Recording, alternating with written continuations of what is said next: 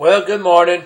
This is the Christian Hearts Christian Fellowship online church, and I'm the pastor, Isaac David Brigman, and I wanted to tell y'all something. This is, like I said, my church service, and I'm going to try to do it no matter how many minutes I do it. I'm going to try to do it like a regular church. But I got to tell y'all something I've noticed with some of y'all. Some of y'all have been having these problems where you pretty much decide that if a person doesn't do things a certain way, they're not a preacher or a teacher. You know, like if a guy said today that he was basically going to talk to you whether you saw his face or not. Well, in that case, when I've done videos that had no vision of what I look like on the videos, some of y'all criticized me and told me, well, could have been one people, could have been two. The number is not what the issue is. It's just that there were more than one. Let's just say like let's just say there was a criticism. Regardless of the numbers of the criticism, there was still a criticism. And it was given in the form of, well, you aren't showing your face, so how can you really be a true minister of the word or be preaching the word? Well, I always thought that the rule was if you ever done anything honestly towards the Lord to get His word out, what does it matter if your face is shown or not? And people who look at you like they want to get mad at you for not doing things their way. And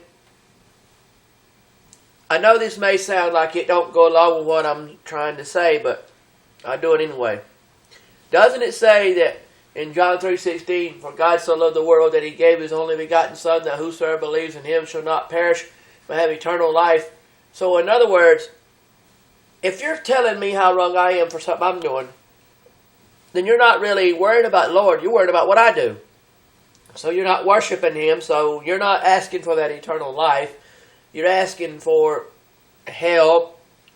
And see, if you stop and think about it, why do people say what you're doing wrong, and they never ask and never say God said? And even when some of them say God said, they don't say it to the point of, oh, God truly said it. I mean, they don't get, okay, how do you get to the point to say God truly said something? Well, the way you get to saying that God truly said something is when you take and say, okay, you say something like, God said this, and then God said, yes, I did say it. That's how you get to the true God said something. Because you don't want to get to a point in your life where you sit there and tell people what God said. I've known people to never love God. They pretended to love God, and they would actually take your true faith in God and try to use it against you or use it to get what they wanted by saying, God don't want you doing this, God don't want you doing that. And folks, I've known people to be married, and their wives or husbands look them in the eyeballs and say, God don't want you doing this or that, knowing good and well what it wasn't God said this, it was more the person that was talking didn't want it done, and instead of saying that, they let God slip into the story when He wasn't even there. He slipped in the story through word of mouth. He didn't slip in the story through hearts and souls. And that made me mad to think that people really abuse God like that. Can't even talk about God anymore because you feel like you're going to get in trouble. I say, when God tells you to speak of Him, speak of Him. Don't worry about if it's going to offend someone or something. Because, yeah, we all know we got stuff we got to go through in life. And excuse my language here. I'm trying to clear my throat. But anyway, I don't get you people. And I'm not making fun of nobody. I'm not putting no one down.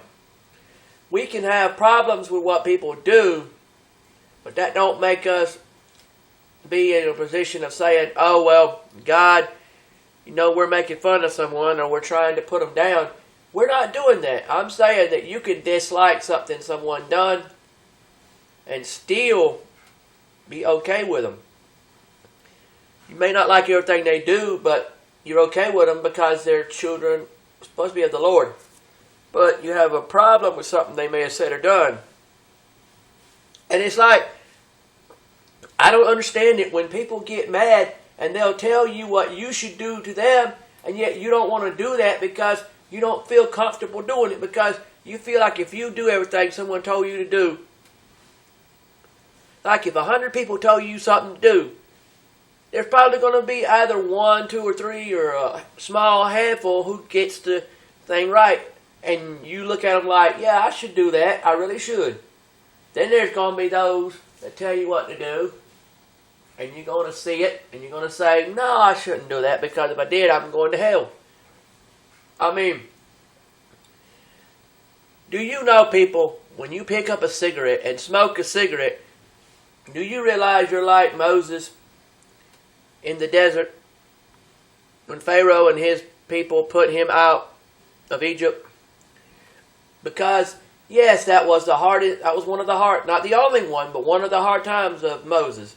He had to walk through the desert till he reached his goal. You got to walk through your desert to reach your goal. Learn how to stop your bad habits and learn to start some good habits.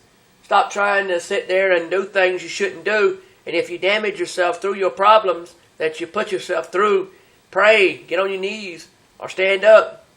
And it don't matter if your eyes are closed or open, but pray with your heart. And when you do, don't sit there and think God ain't listening. Oh, Father God ain't listening. Brother Jesus ain't listening. Oh, they're listening. But you got to pray hard.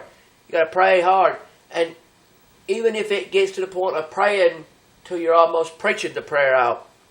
But I have done it before. Where I live, I had to pray the devil out because I didn't want nobody to be hurt. Well, now you say, well, what do you mean by that? Okay, I'm going to tell you something. I live in an apartment. And in the apartment I live in, there's, you have neighbors in a complex. And I pray for them. Because I don't think the devil needs to be trying to attack every person he ever can see just because he's mad at one person. I mean, if you're mad at everybody, I can understand, Satan, but what's the deal with this about you ain't happy with so-and-so? So instead of saying that, you get mad at everybody for what you're mad at for one person. That's the way some people do. Get mad at one person, but instead of taking it out on that one person, they're going to take it out on the whole world and say, he's mad at them, or she's mad at them. Well, if he's mad at them, what's he getting all upset at the whole world for? Me, I just said, look, I'm not happy because I'm getting upset at somebody when I should be, or shouldn't be, but then I turn around and take it out on the whole world because I see they done something that they didn't do. If the world didn't do it, what you getting mad at them for? Makes no sense to sit there and say you're mad at everybody when you're only mad at one. I mean, yeah, it's like saying about like that thing about driving a car. You might aim to hit one person, but you may take out some more along the way because they were innocent bystanders. They were pedestrians. The other one was a target. It ain't right to try to want to hit nobody, but I'm saying if you do, which I wish you wouldn't, then aim for one thing. But you shouldn't try to aim at nobody in the first place. That's real stupid. I mean, why in the world would you want to run someone over? Anyway, excuse me. Look, you think about it. There are even people in this world that will look you dead in the eyeballs and say, you're doing it wrong, you're doing it wrong. And you say, well, okay, how am I doing it wrong? Then they tell you how you done it wrong. And then after you've done talk to God about it, God will tell you, that man told you a lie. He told you were wrong in every which way but Sunday. And didn't even get it right. And when Sunday come, God told you it was wrong. Or any day he told you it was wrong. Point I'm making is, why does these people who sit there can read the Bible cover to cover and they still didn't get what God told them to tell you? God said, don't judge the man, let me judge him. Jesus said, don't judge the man, let me judge him. Man being woman, man being male, man being boy, man being girl, man being human. Let him judge them. If you're judging them, what you're saying is that you feel like you got all that godly judging power. I mean, earthly judging power is basically a form of sin if you think about it, because why would you want to be judging people when you go sit there and you're not judging them for God, you're not judging them for Jesus, you're judging them for yourself. You're telling the whole world what they done wrong, what they said wrong. And you didn't once get it right in the first place. But yet you know what's best. Father knows best, mama knows best, brother knows best, sister knows best, cousin knows best. It don't matter how kin they are to you. If they're your best friend from years gone by, they don't know it. They think they know it, but they don't. If they knew exactly what it was they were saying and doing, 9 times out of 10, a lot of them would have looked back and said, wow, you mean this is what it does to them, what I'm doing out there in public? I'm out there rip-roaring it up, not realizing that I'm actually securing a ticket for that long black